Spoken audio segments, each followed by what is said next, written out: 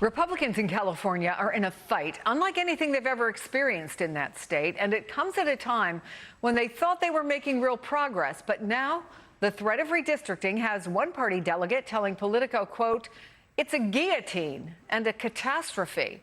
Republicans meeting there over the weekend believe redistricting could virtually wipe out their party in the country's biggest state.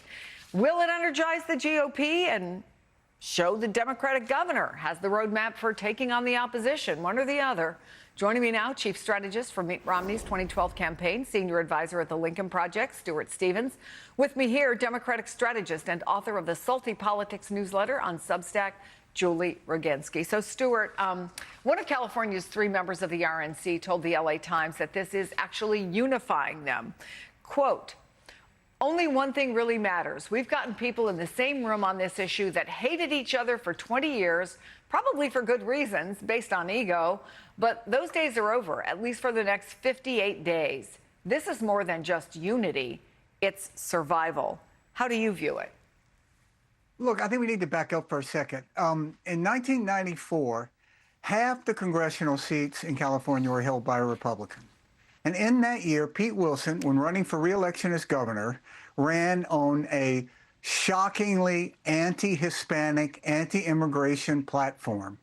He ran a famous television ad called "They Keep Coming," with pictures of people coming from Mexico over the border wall.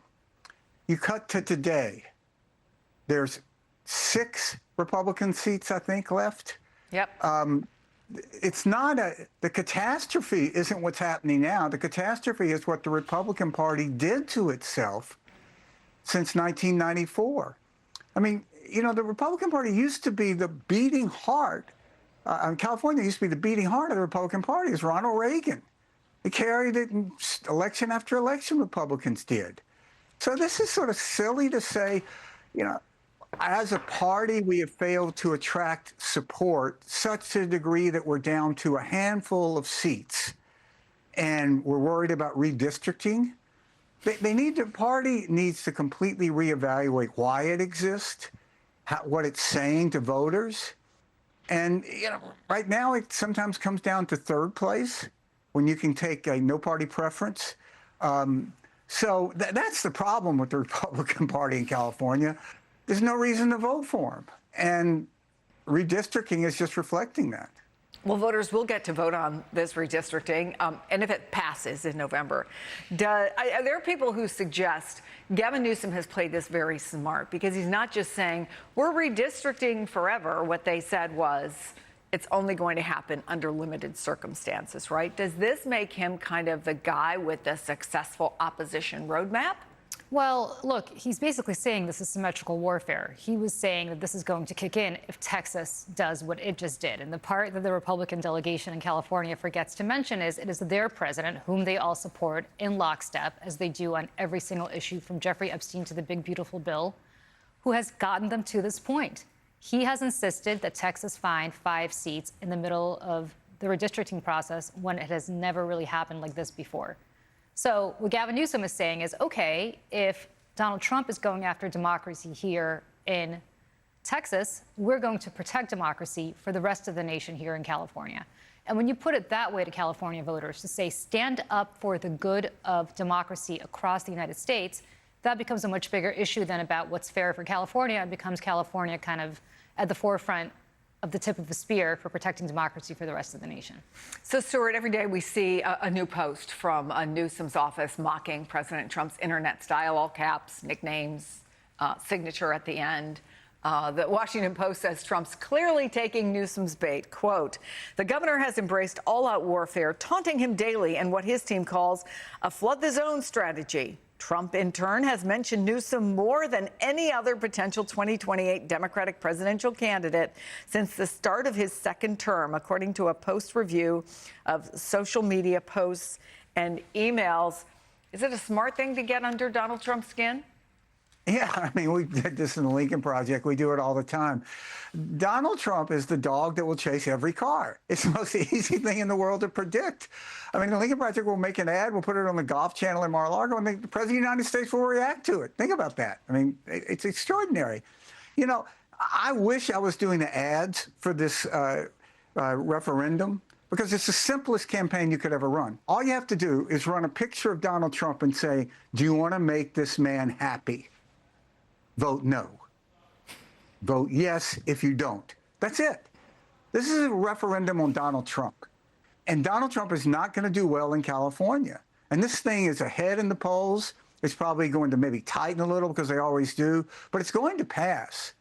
And again, what's happening here is Newsom is showing Democrats how to fight one way. There's a lot of different ways to fight, but he's fighting, and that's what counts, and he's being rewarded for it.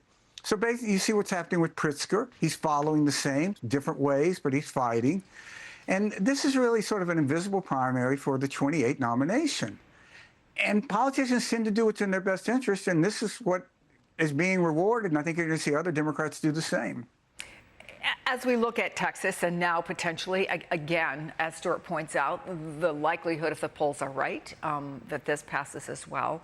The concern at the start of all this is going to be a never-ending domino effect. There will be no guardrails. There will constantly be redistricting. Everybody will be fighting. Is that where we're headed? I mean, thank the Supreme Court, right? Or is it two and done? You know, it's not two and done, because what Donald Trump has shown is that the guardrails are off. And what's going to happen to this democracy is not going to be fixed the minute that Donald Trump departs this mortal coil or departs the White House, whichever comes first. It's going to continue because he has shown his party that there are no limits to what they can do in their pursuit of power. And Democrats need to learn from Gavin Newsom, as Stuart said, from J.B. Pritzker, and stop playing possum. Sorry, James Carville. But you cannot lie down and just expect the Republicans to flame out on their own. You need to help them over that cliff. And if Chuck Schumer and Hakeem Jeffries and others in Washington followed that mantra and understood that this is the fight for the heart and soul of our country, we would be much, much, much better off. It should not be governors just in the states. It should not be people like Stuart of the Lincoln Project, like what we're doing in my shop. It should not just be us who are taking this on. It should be literally everybody in any position of power. And unfortunately, I hate to say this, Democrats in Washington right now are not up to the task. They should look at what Gavin Newsom is doing. They should look at what J.B. Pritzker is doing. They should look at those examples and follow suit. They have the power to stop him more than anybody else. And right now, they're not doing it. Julie Braginski, Stuart Stevens, thank you both. And coming up, it's good to see you.